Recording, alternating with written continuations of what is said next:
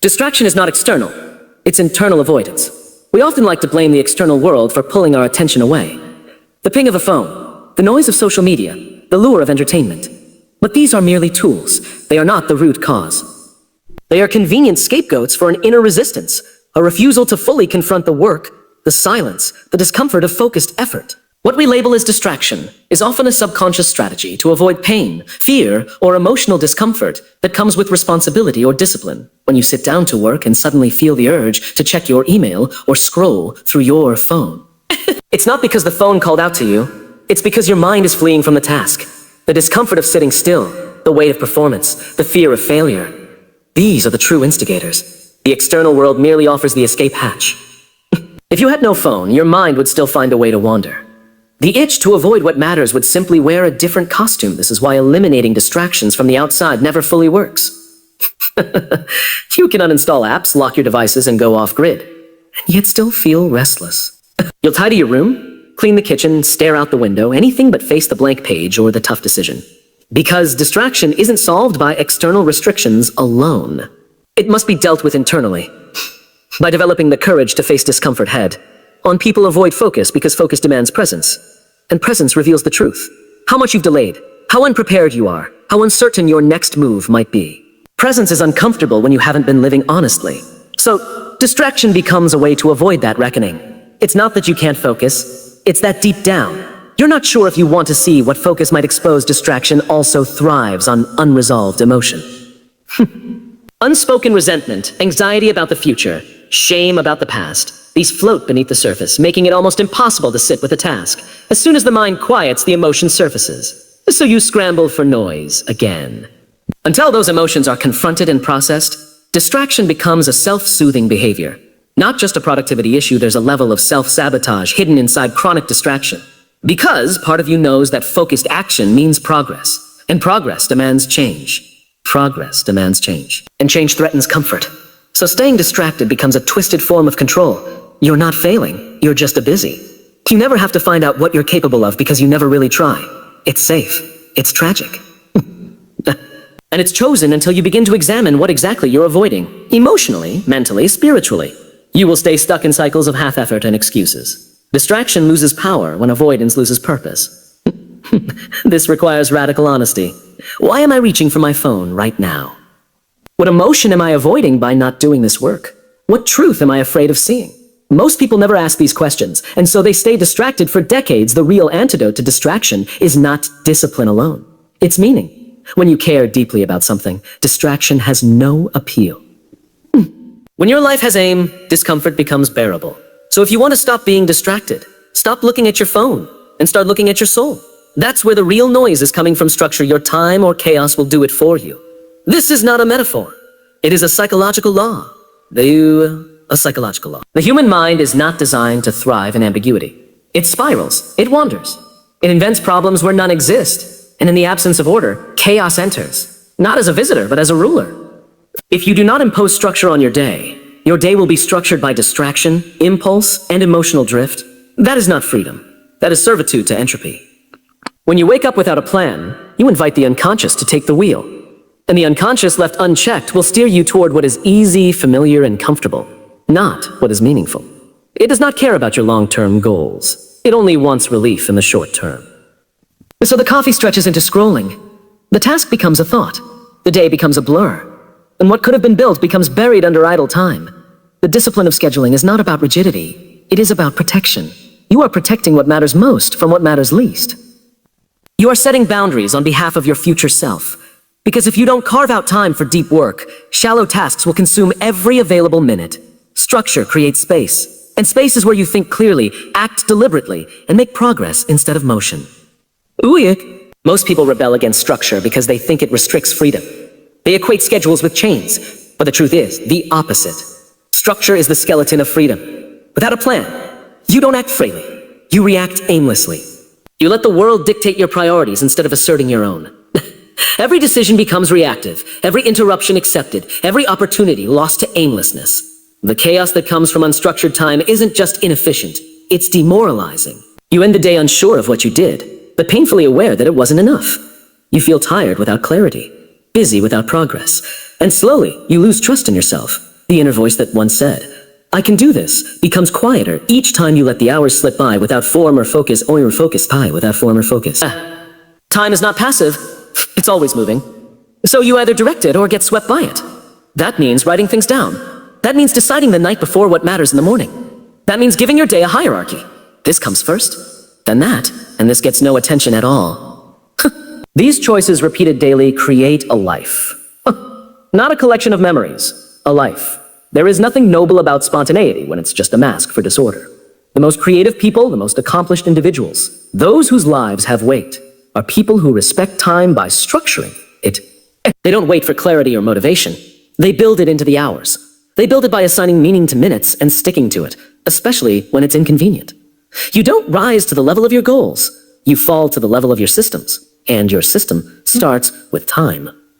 You have to structure it like your life depends on it, because it does. Not in some grand existential crisis, but in the slow erosion of who you could have been if you let chaos run your calendar.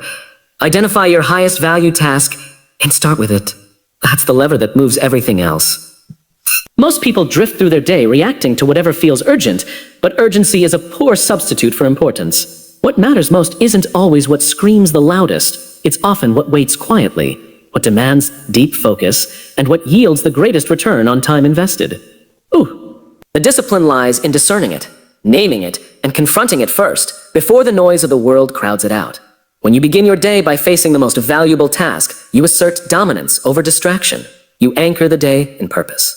You shift from a reactive mindset to a proactive posture.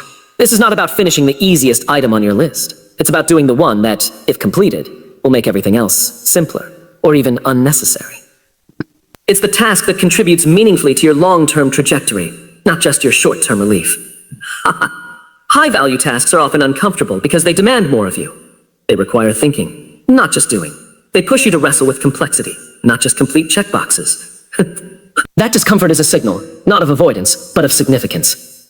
Most people numb themselves with shallow activity to avoid that discomfort, but the cost is steep. A life built on low-stakes repetition, instead of high-stakes transformation. Clarity about your highest value task doesn't come from mere introspection. It comes from an honest confrontation with your goals. Ask, what moves the needle? What has consequences beyond today? What will I regret not doing a year from now? The answer to those questions will rarely be answering emails or tidying up loose ends. It will be the hard thing, the slow thing, the thing you're tempted to delay. The trap is to convince yourself that everything matters equally. It doesn't. There's a hierarchy of importance, and your job is to discover it. When everything is a priority, nothing is. That's how people stay busy without progress, drowning in tasks, but starved of purpose. The courage is in making trade-offs, in saying no to the noise, so you can say yes to what actually counts. Starting with your highest value task builds momentum that no motivational speech can replicate. It creates a rhythm of achievement that restructures how you see yourself. Instead of chasing productivity hacks or time-saving tricks, you change your identity from someone who procrastinates to someone who acts, from someone who reacts to someone who leads their own life. That shift is internal, and it's earned through repetition. This isn't about perfection.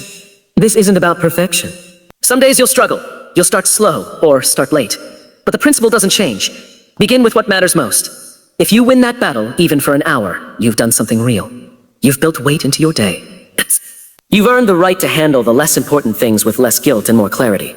Because the core is solid.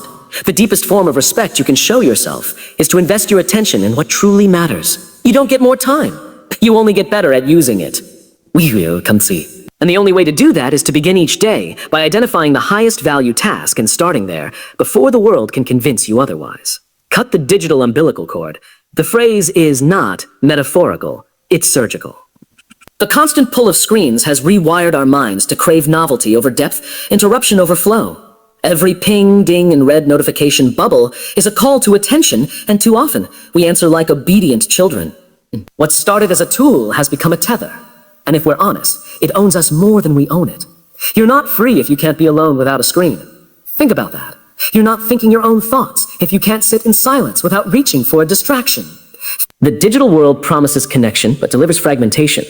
It offers information, but steals concentration. Every scroll trains your brain to expect ease, immediacy, and constant novelty. And those are not the habits of a serious mind.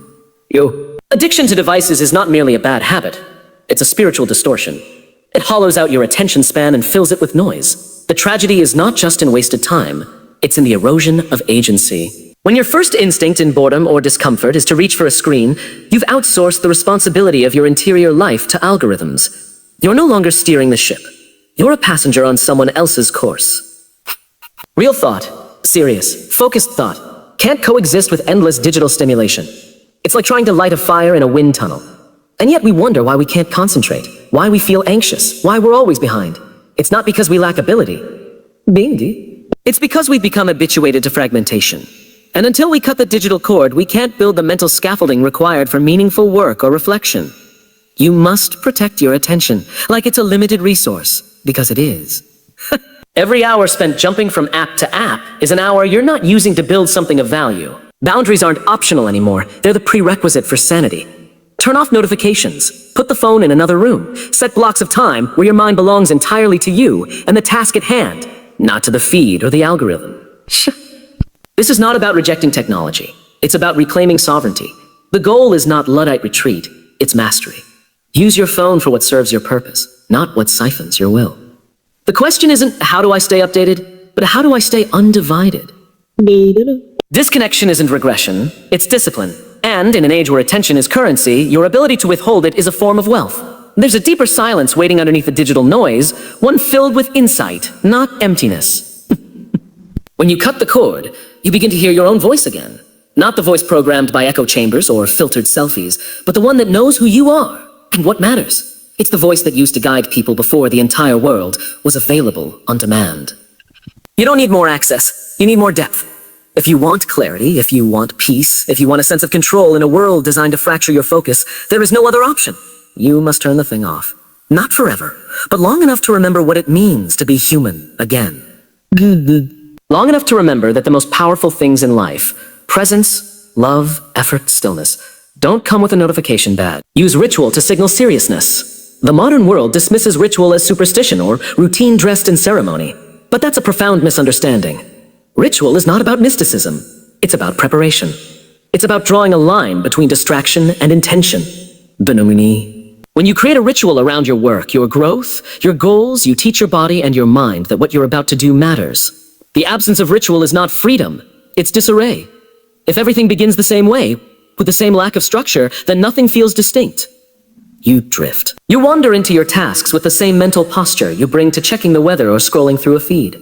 Ritual, even something as small as lighting a candle, sitting in a particular chair, or reviewing a list, carves out sacred space from ordinary time. Discipline requires more than willpower. It requires architecture. Ritual is that architecture.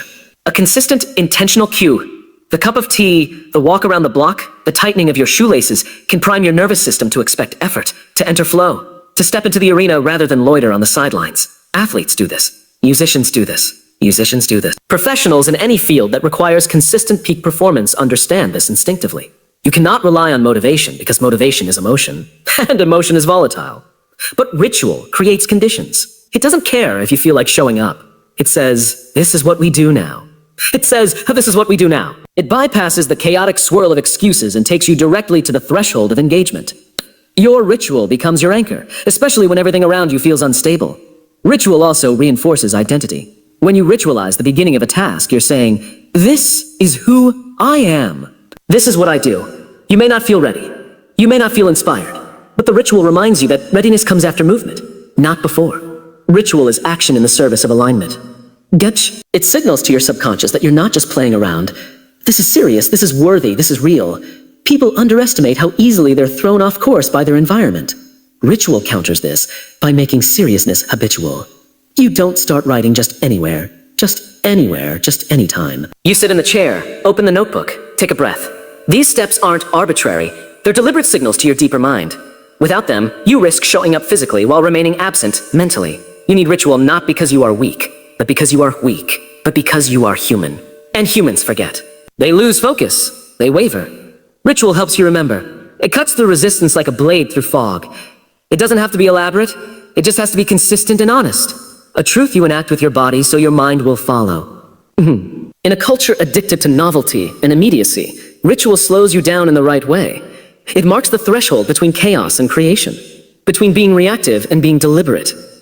If your days feel like a blur, If your goals feel distant, if your effort lacks bite, then it may not be your intention that's the problem. It might be your lack of ritual. Build stamina for boredom. Because here's the uncomfortable truth. Every meaningful pursuit, every great work, every deep relationship, every worthy transformation is stitched together with long stretches of monotony. Our culture has tricked us into believing that passion alone should carry us, that everything worthwhile should feel exciting or effortless. But that is an illusion sold to us by dopamine-fueled platforms and marketed lives. In reality, the bridge between where you are and where you want to be is paved with repetition, silence, and boredom. Boredom isn't failure. It's friction. And friction is where growth happens. When you're bored, it means the novelty has worn off. The easy hits of stimulation are gone, and you're left with the raw reality of the task. That's when most people quit. But those who keep going, those who press through the discomfort of boredom, build something irreplaceable, mental stamina. They train themselves not to require constant stimulation. They grow stronger than the culture around them. You don't become wise by chasing excitement. You become wise by sitting with the slow burn of effort. Boredom isn't just part of the process, it is the process. The artist returns to the same brushstroke. The pianist rehearses the same passage. The athlete drills the same move. Mastery is monotony repeated with intention. And if you can't bear the quiet, uneventful parts, you will never reach the extraordinary ones. The capacity to endure boredom is a rare form of courage today. Everything is engineered to steal your attention. Everything is gamified. Flashing, pinging, swiping, pinging, swiping. And the moment you begin to feel even a trace of dullness, you're tempted to escape. But real power comes from resisting that impulse, from choosing to stay, from saying, this is not entertaining, but it is necessary. Training for boredom is training for life. Because life in its deepest form isn't always exhilarating. It's often quiet. It's routine. It's found in the small decisions you make every single day when no one is watching. The decision to show up, to write the page, to keep walking, to say no to the easier distraction. Each of those decisions is a vote for your future self. Boredom is not the enemy of productivity. It is the furnace in which discipline is forged. Those who cannot tolerate boredom will never finish what they start. They'll hop from idea to idea, from job to job, from promise to promise, leaving a trail of half-built lives behind them. But those who embrace boredom as a sign of seriousness, those who keep building in silence, develop the endurance that outpaces talent and enthusiasm alike. It's easy to be great when the work is new. It's far harder to be consistent when the spark fades. That's when boredom becomes a test of identity. Will you still act like the person you aspire to be, even when it doesn't feel exciting? Can you stay loyal to your values when the results are invisible and the applause is absent? That's the kind of resilience boredom demands. So build stamina for boredom. Because boredom is a doorway. It's what stands between amateurs and professionals, between dabblers and craftsmen, between daydreams and legacy. If you can learn to sit with it, move through it, and still do the work anyway, then boredom won't be a weakness. It will be your training ground for greatness. Track your attention like a predator. Because your attention is not passive, it's the most valuable, finite resource you possess. And if you're not the one directing it, something else is. Every platform, every screen, every notification is designed not just to catch your attention, but to hold it, to drain it, to redirect it away from what matters most. You must become ruthless about noticing where your focus goes, because what you focus on determines the trajectory of your life. A predator does not chase everything in the field. It locks onto the target, it watches, it waits, it calculates. That's how you must treat your time and focus. When you sit down to work, to write, to build, ask yourself, what am I looking at? What is pulling my eyes, my mind, my emotion? But most people drift unconsciously from tab to tab, screen to screen, responding rather than hunting. You cannot afford that drift if you want a meaningful life. Attention is not just about discipline. It's about identity. What you repeatedly attend to becomes you. If you spend every morning scrolling fear, outrage, distraction, then that's what you become fluent in. If instead you attend to clarity, truth, structure, you sharpen those muscles. Your daily attention is like sunlight. Whatever you shine it on grows. That includes weeds and rot. If you're careless way. Tracking your attention is not about guilt. It's about power. You cannot change what you do not see. So watch yourself. Where does your mind go when you're bored? Where does it escape to when something feels hard? Do you reach for the phone? Do you open a new tab? Do you avoid the task by pretending to research? That's not failure. That's data. Data. That's the beginning of awareness. This is not just spiritual advice. It's biological. Neurologically, attention wires the brain. What you fire, you wire. Every distraction indulged makes distraction easier next time. Every moment of focus trains your system to return to what matters. The brain learns by repetition, and most people are teaching themselves to be fragmented. But you can train for precision, just like you can train for strength. Imagine yourself in the room, at your desk, in your work, in your life, like a hunter in the wild. Quiet, focused, aware. You don't look at every noise in the trees. You don't panic at every rustle. You stay fixed on the signal, not the noise. That's how deep work is done. But that's how clarity is born. That's how long-term progress is made in a world that rewards short-term reaction. The question you must ask is not just, am I distracted? But am I even noticing when I am? Because the moment you notice, you regain agency. You can intervene. You can intervene. You can pull yourself back from the cliff of endless scrolling vortex of mindless consumption, the trance of passivity. And that moment of pulling back, of saying a no to the easy thing, is the seed of freedom. To track your attention is to take yourself seriously. It's to say, my time is not disposable. My focus is not for sale. My future is worth more than cheap novelty. And if you can hold that posture, not once, not occasionally, but daily, you begin to walk a different path. One not dictated by noise, but defined by purpose. Your future is buried under your distractions. Not behind them, not past them, but under them, suffocated by the very things you indulge in when you're avoiding discomfort.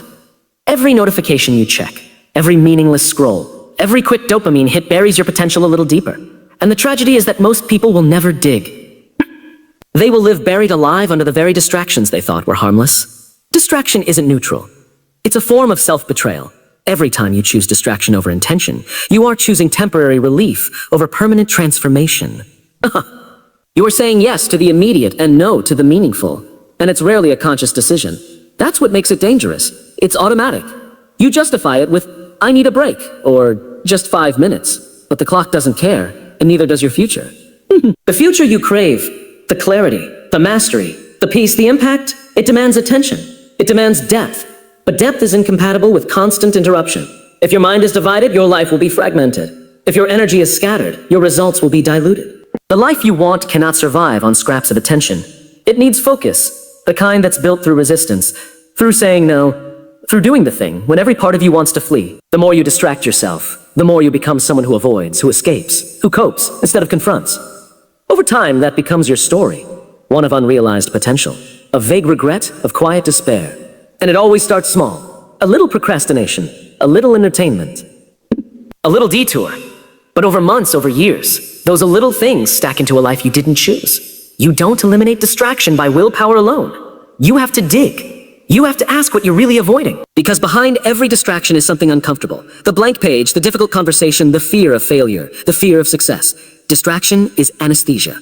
It numbs. And people don't numb themselves unless they're in pain. So you did not just to get more done, but to understand why you're not doing it in the first place. There's a reason the most meaningful work always begins in solitude.